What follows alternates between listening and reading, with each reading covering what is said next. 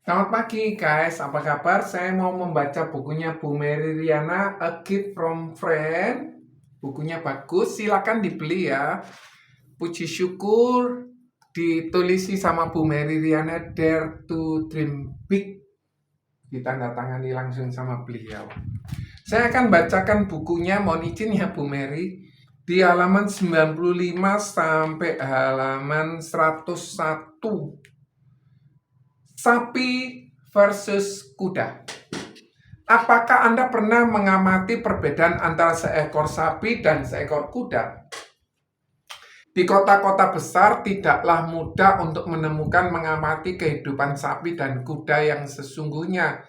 Tetapi saya yakin kalau kita dapat menggunakan sedikit imajinasi, coba kita bayangkan seekor sapi terlebih dahulu. Coba bayangkan ya.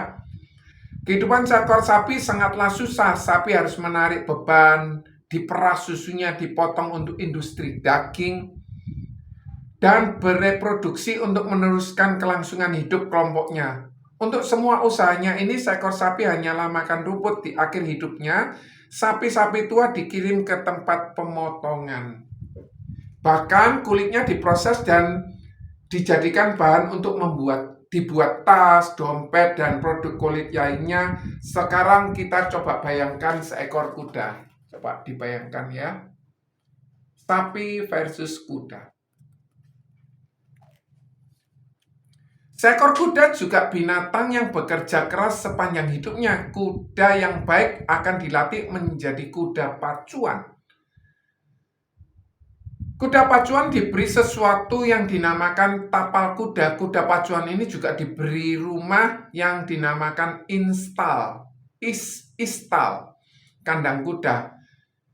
Kuda pacuan hanya mengkonsumsi makanan pilihan berkualitas tinggi. Seekor kuda pacuan yang bagus akan memenangkan banyak kejuaraan di perlombaan pacuan kuda. Kuda itu akan menerima banyak penghargaan dan pengakuan akan hasil kerja kerasnya. Sekarang pertanyaan saya adalah, jika Anda memiliki dua pilihan, pilihan pertama ada menjadi sapi dan kedua menjadi kuda, mana dari kedua binatang ini yang Anda pilih? Tebakan saya, Anda menjadi kuda, betul kan? Bekerja keras dan menerima penghargaan atas kerja keras Anda, berlari kencang dan luar biasa di antara kuda-kuda yang lain, memenangkan penghargaan dan menerima banyaknya pengakuan berdasarkan keberhasilan Anda.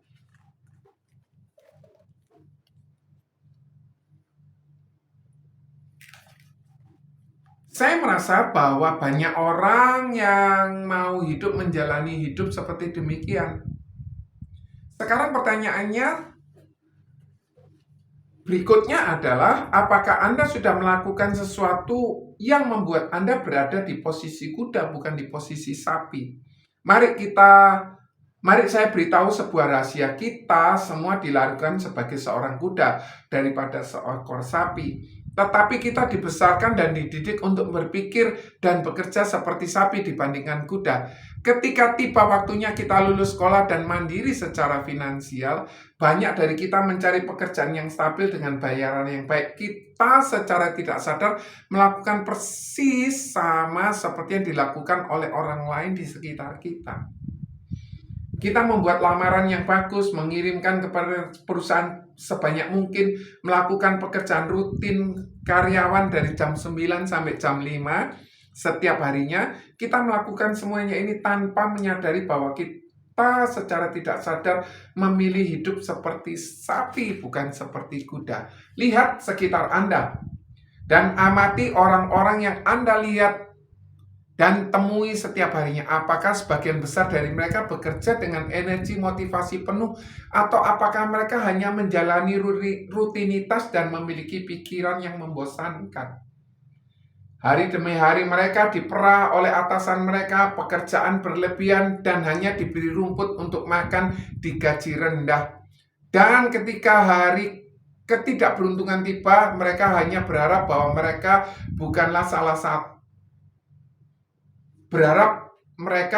salah satu yang dipotong dalam tanda kutip atau di PHK.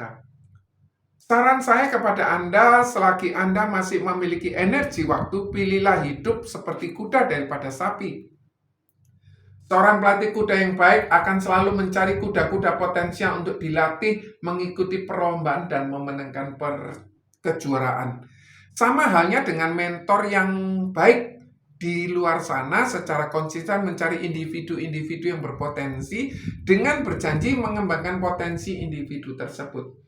Cari seorang pelatih kuda yang baik, bina hubungan dengan kuda yang bagus lainnya, ikuti perlombaan dan memenangkan kejuaraannya. Jika Anda menjadi seekor kuda yang mengkonsumsi makanan berkualitas tinggi, menggunakan tapal kuda dan tinggal dalam kandang kuda istal, namanya ya, kandang kudanya namanya istal.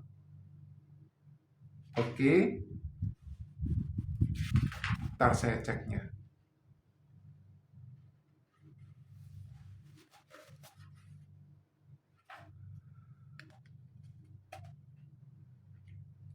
Mengapa Anda mau menjadi seekor sapi yang hanya makan rumput sepanjang harinya selama hidup sambil menunggu dipotong, menunggu di PHK maksudnya. Semoga buku ini bisa Anda miliki, Anda bisa beli, karena buku ini bermanfaat. Saya punya buku ini sejak buku ini terbit sampai sekarang 2022. Berarti 16 tahun buku ini. Ini buktinya bukunya sudah mulai kuning-kuning. Ini kuning-kuning. Tapi isinya tetap bermanfaat. Semoga menginspirasi dan jadi semangat. God bless you.